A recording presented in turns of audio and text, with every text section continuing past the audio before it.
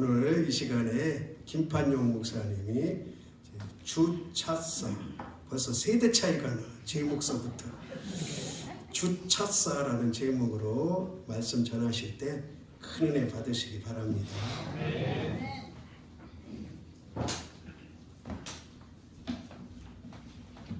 안녕하세요. 잘 들리세요? 네, 지난번에 보니까 한 청년이 나와서 저기를 카메라를 또 만지는데 오늘 안 만져도 괜찮아요?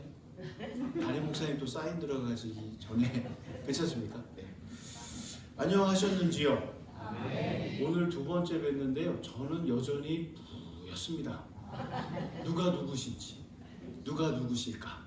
네. 그리고 우리나라 고유의 말로 이 말씀을 드리면 뿌용하다. 우리나라 고유의 말입니다. 뿌옇고 흐리다. 근데 앞으로 시간이 점점 가면 하나님께서 이 안개를 거두어 주시사 교우들의 얼굴을 세세하게 살피며 걱정하시나? 기쁨이 임하시고 믿고 계시는구나. 하나님의 은혜가 가득하시구나. 알아내는 귀한 은혜가 있기를 원합니다. 아멘 찬양대가 찬양하는 가운데 가사가 제 귀에 하나 이렇게 탁 들어왔습니다. 저는 듣습니다. 그리고 하나님의 은혜로 먹고 사는 자, 우리가 그런 존재입니다. 그걸 깨달으시고 마음 가운데 더 뜨거워지는 은혜가 있기를 원합니다. 오늘 시편 70편은 읽어보면 좀 안 맞아요. 표제가 있어요. 앞에 말씀 1절 위에 가느다랗게 써 있는 게 있죠. 누가 지었다라고요? 다윗이 지었습니다. 그런데 희한하게도 기념식에서 인도자를 따라 부르는 노래 이렇게 되어 있어요. 기념식이라는데 우리의 삶 늘 같아요. 특별하지 않습니다. 근데 사람이라 그날을 기억하기 위해서 조금 더 특별하게 특출나게 표시를 합니다. 전혀 그렇지 않다는 표정으로 저를 바라보시면 저는 굉장히 어려워집니다. 예. 조금 다르게 합니다. 가족들이 공통으로 쓰는 달력에다가 동그라미를 표시합니다. 근데 우리 집 막내 아들이 이렇게 오더니 누가 달력에다가 동그라미 표시했어요? 아빠가 했어. 아빠 고마워요. 제 생일이라고 동그라미 쳐줘서 고마워요. 그 얘기를 하니까 제가 너무 사랑스러운 겁니다. 러블리하게 보이는 거예요. 근데 우리 남자들은요, 달력에 뭔가 동그라미가 딱 그려지면 어떻게 돼요? 생일인가? 본가와 처가에 무슨 문제 있는가? 우리의 뭐가 시작되는 특별한 기념일인가? 막 식은땀이 납니다. 조심스럽게 저녁에 물어보지요. 달력에 빨간색이 있던데 뭐 좀 그 무슨 날인가 힌트를 얻으려고 이렇게 얘기하면 다이어트 시작하기로 했어. 식은땀이 사라져요. 자, 그런데 이 기념식이라고 그러면 모두가 함께하고 무엇인가를 하고 있는데 다윗은 절규하고 있습니다. 이걸 시에서 탄원식이라고 합니다. 탄원식. 애통하고 자복하고 막 그래요. 아니, 기념하는 날 다윗의 마음은, 다윗의 심령은 무엇이 있었기에 처절하게 이렇게 할까?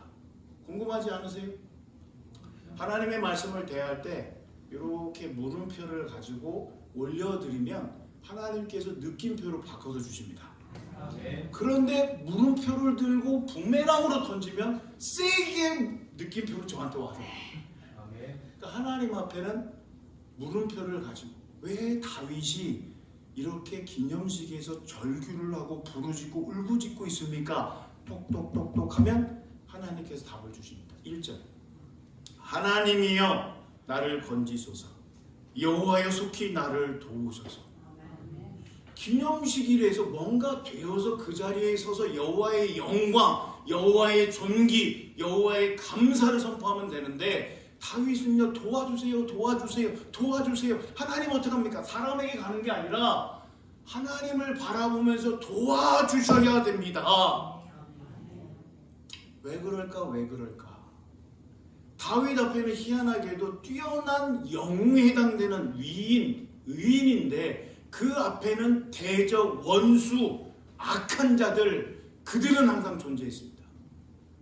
옛날 무기로 표현을 하면 활 시위를 땡겼어요. 영화나 드라마를 보면 쏘기 전에 틀습니다. 고수는 틀어요. 정확하게 맞아라. 그리고 이거를 시위를 떠나기 전이라는 겁니다. 속히 지체 말고 바로 지금 기념식에서요. 하나님 도와주셔야 됩니다.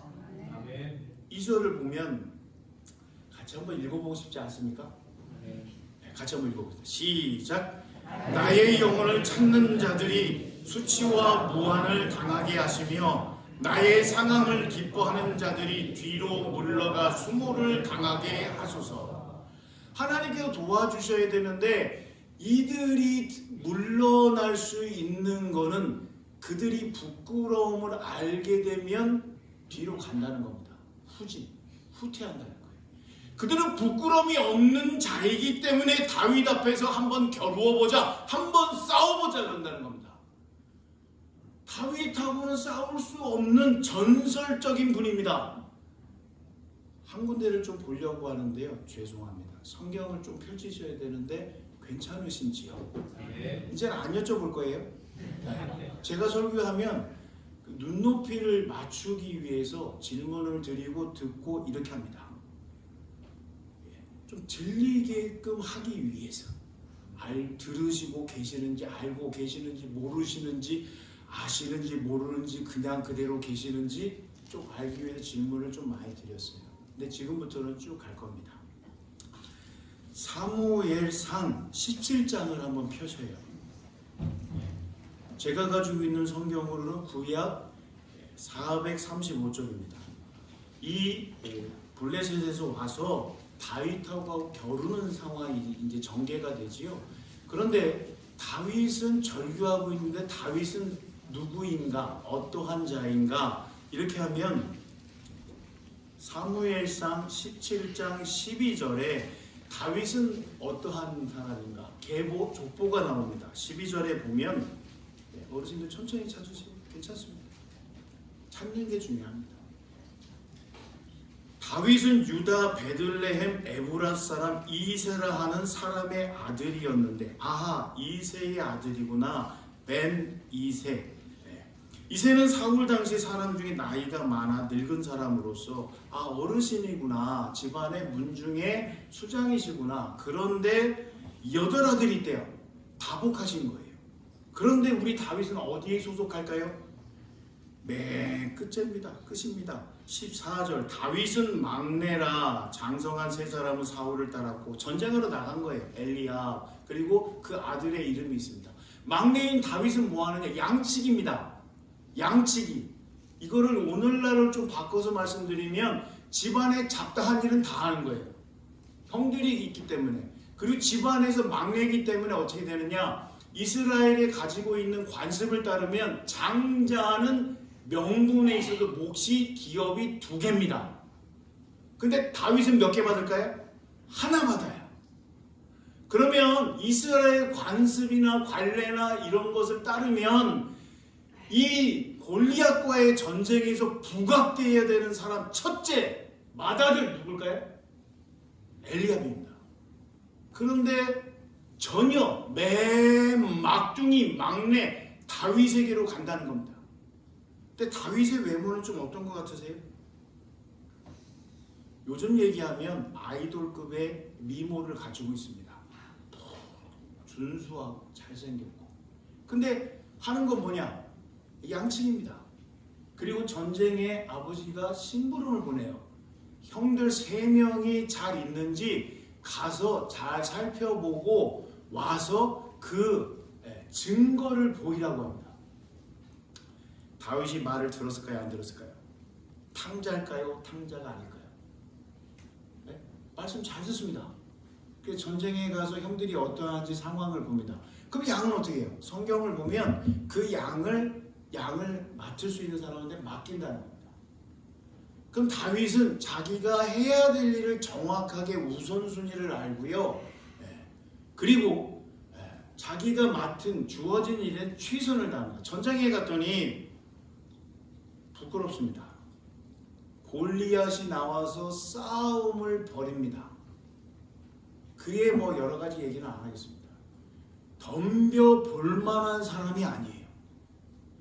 쥐 죽은 듯합니다. 아무도 그가 나와서 하나님을 욕되게 하고 하나님의 군대를 함부로 하고 마음대로 짓거리는데 그것을 막는 사람이 하나도 없습니다. 탐복할 일입니다. 하나님을 섬기는 유일한 민족 이스라엘이 방자하게 구는 사람의 입을 못 닫고 있습니다. 사람들이 얘기합니다. 골리앗을 제거하면, 골리앗과의 싸움에서 승리를 얻으면 왕이 재물을 주겠다는 거예요. 사위로 삼겠다는 겁니다. 그리고 특혜, 세금을 안 내도 된다는 겁니다. 근데 다윗은 그거를 또 물어보고 다녀요. 왕이 어떻게 한다고요? 왕이 무엇을 하신다고요? 희한하지 않습니까? 그럼 다윗은 말만 하는 사람인가? 그랬더니 형 엘리압이 부릅니다. 이리 와봐, 이리 와봐, 이리 와봐. 막내가 그러고 다니니 못돼 먹었다. 네가 지금 와서 전쟁을 구경하고 있다. 근데 다윗이 얘기하는 걸 잘 보셔야 됩니다. 성경에 이유가 있지 않겠습니까? 말하는 게 다릅니다. 맞이라고 하지만 영적 장자로서의 충분하게 차지해야 되는데 그가 나오는 말은 뭐예요? 다윗을 향해서 힐난합니다. 근데 다윗은 그 형님 앞에서, 맏형 앞에서 이유가 있지 않겠습니까? 그리고 사울왕 앞에 불려갑니다. 그리고 나서 그가 내세우는 건 양치기라는 거예요. 양칠 때 악한 짐승이 와서 잡아가면 사자와 곰, 그 발톱 사이에서 되찾아온다는 겁니다. 그거 내세웁니다. 왕이 볼 때는 소년입니다. 가지고 있는 걸 무장시켜도 무장이 안 돼요. 나이가 어리니까 그걸 착용할 수 없는 자입니다. 내세우는 걸 봐도. 그럼 사울왕은 왜 다윗을 내보냈을까요? 사울왕은 왜 내보냈을까요? 아무도 나서지 않는데 그 앞에 골리앗 앞에서 희생이 되면 이스라엘 군대의 마음 가운데 불을 지를 수 있습니다. 아무도 나서지 않지만 우리보다 나이가 어린 그 아이가 희생되는 걸 보면 눈에 불이 켜질 겁니다.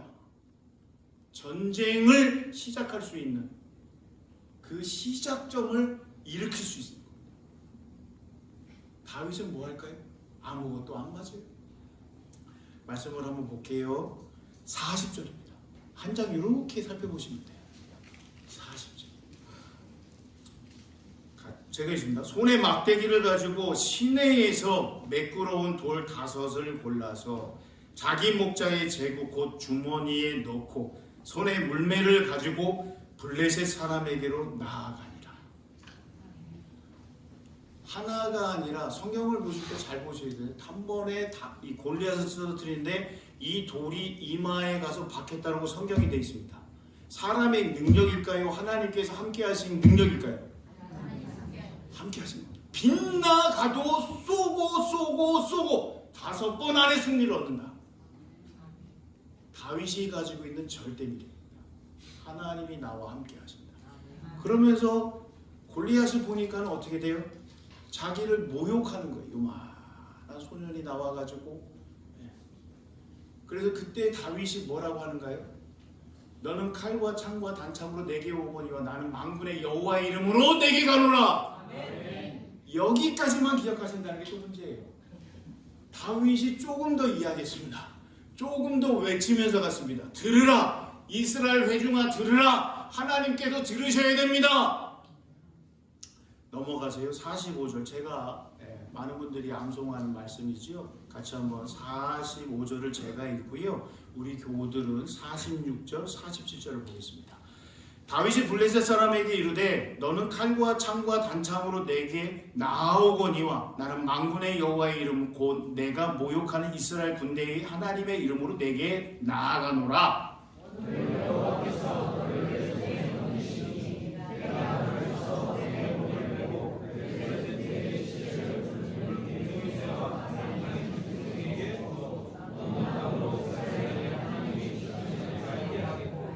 또 여호와의 구원하심이 칼과 창에 있지 아니함을 이 무리에게 알게 하리라. 전쟁은 여호와께 속한 것인즉 그가 너희를 우리의 손에 넘기시리라. 아멘. 전쟁은 무기 가지고 하는 것이 아니다. 그리고 반드시 하나님께서 이룰 것이고 이것을 알리고 있습니다. 우리의 믿음 연약합니다. 쓰러집니다. 나약합니다. 게으릅니다. 그러나 다윗의 마음 가운데 불붙었던 마음처럼 우리의 마음이 뜨거워지고 성령의 불이 임재하시사 날마다 뜨겁게 주님을 노래하고 찬양하고 주님을 바라보고 주님을 신뢰하는 귀한 은혜가 있기를 주님의 이름으로 소원합니다. 다시 말씀 시편 70편으로 가겠습니다. 다시 펴보시겠어요? 그러면 단순합니다. 오늘은 짧습니다. 시편 70편 1절로부터 5절까지 보면 1절과 3절까지 묶을 수가 있고요. 구조적으로 보면 4절과 5절로 이렇게 나눕니다. 그냥 쉽게 표현하면 빵인데 앞에 붙어있는 이 말씀은 우유식빵처럼 그렇게 보입니다. 그러면 뒤에는 호밀식빵처럼 이렇게 구조적으로 나누어 볼 수가 있습니다. 그럼 1절과 3절을 우리가 다 기억할 수 없고 다윗이 하나님께 부르짖는 이 내용을 압축하면 주여! 딱 한마디로 압축할 수 있습니다. 주여를 부르짖을 수 있는 사람. 그 다음에 4절과 5절에 보면 나와 있습니다. 주를 찾는 모든 자들이. 다윗이 교만하다면 자기를 넣었을 겁니다. 나는. 근데 그러지 않습니다. 하나님의 백성, 하나님의 사람, 하나님의 무리들, 주를 찾는 사람들. 제가 줄여서 어떻게 표현했어요 오늘? 이거 자신 있게 말씀하셔도 되는데 우리 담임 목사님이 아까 세대가 다르다 그러면서 이렇게 말씀하셨는데 다시 한번요. 같이 한번 주보를 보시고 같이 한번 외쳐봅니다. 시작! 주 찾사! 주를 찾는 사람들은 어떠느냐? 주로 말미암아 기뻐하고 즐거워하게 하시며. 아멘. 주를 찾는 사람은 주님이 영순위, 1순위, 2순위, 3순위 모든 걸 찾게 됩니다. 아멘. 하나님의 사람이라고 주님 믿는다고 해서 주님 얘기 안 하고 딴 얘기 많이 합니다. 불순물로 오염되어 있습니다. 죄와 허물로. 그럼 어떻게 될 것 같으세요?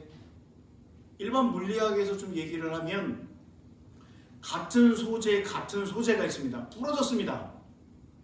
근데 같이 이어야 되는데 그럼 우리는 쉽게 얘기하면 용접, 접착제 갖다 붙이면 됩니다. 항공, 우주 그쪽에서 어떻게 하느냐? 하나는 고정을 시켜요. 그리고 똑같은 소재를 가지고 돌립니다. 회전을 시켜요. 고속 회전. 그 여기서 뭐가 생겨요? 자신 있게 얘기하시면 되는데 얘기하는 거죠. 마찰. 마찰이에요. 마찰이 고속으로 회전하면 뜨거워집니다. 불이 붙습니다. 빨갛게 달아오릅니다. 그리고 그걸 놔두면 식으면서 그게 하나가 된다는 겁니다.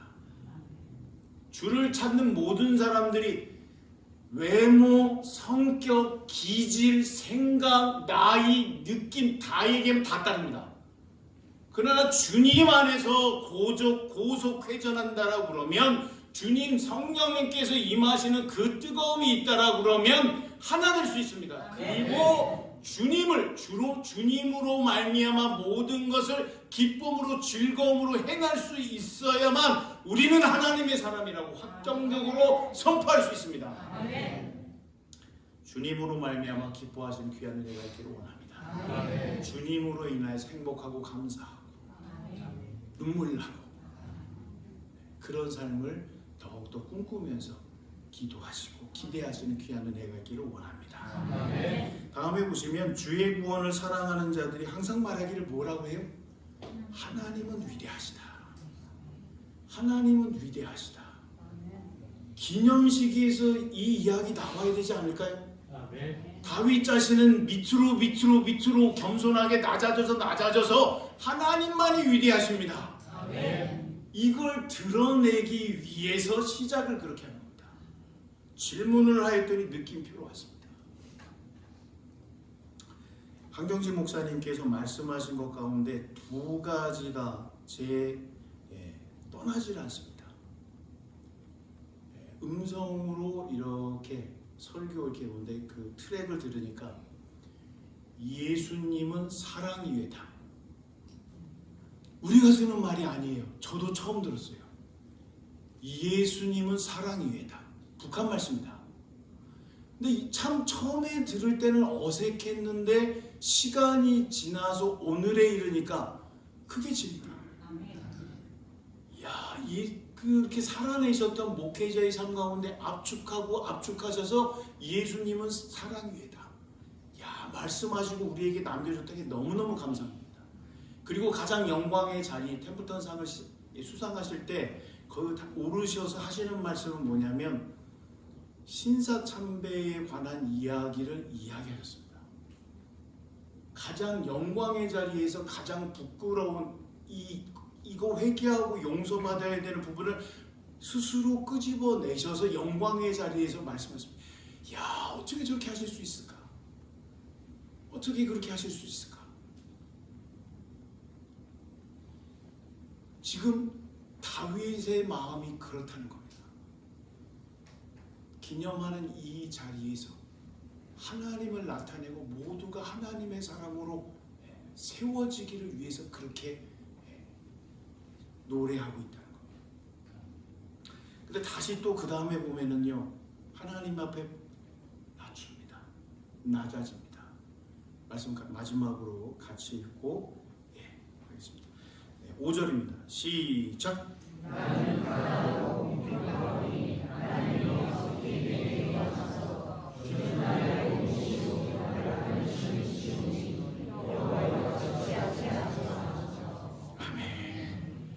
조금 바꾸어서 말씀드리겠습니다. 다윗이 지금 이야기하는 바 나는 아무것도 아닙니다. 나는 별것 아닌 인생입니다. 그러나 나의 힘이 되신 여호와여, 내가 주를 사랑하나이다. 내가 주를 사랑하나이다. 우리가 주를 사랑하나이다. 주여, 장안교회가 주님을 사랑합니다. 한국교회를 사랑합니다. 세계 교회를 사랑합니다. 그렇게 고백하는 우리 모두가 다 되기를 주님의 이름으로 소원합니다. 기도하겠습니다.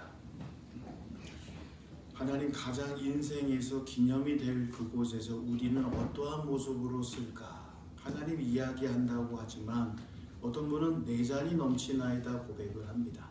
그러나 우리 자신을 부인하게 하시고 우리에게 행하신 십자가의 사랑, 보혈의 놀라운 능력과 공로를 더욱더 부각시키고 온전히 영광 돌리게 하여 주시고, 우리는 수치와 무한을 당하는 존재입니다. 그러나 주님만은 그리 하시면 안 됩니다. 그 마음이 가슴 절절히 흘러넘치게 하여 주시고, 때로는 인생사에서 여러 가지 죄와 허물로 비벼지고 또 하나님 엎드려집니다. 쓰러집니다. 그러나 다시 세우시는 주의 구원을 바라보며 희망차게 전진할 수 있는 우리 모두가 다 될 수 있도록 주여 역사하여 주시옵소서. 우리의 외마디 하나님은 위대하시다 고백하고 선포하고 증거하고 만방에 널리 알리는 우리 모두가 다 되게 하시고 우리 교회가 될 수 있도록 축복하시고 복의 복을 더하여 주시옵소서. 감사와 영광을 돌리며 예수님의 이름으로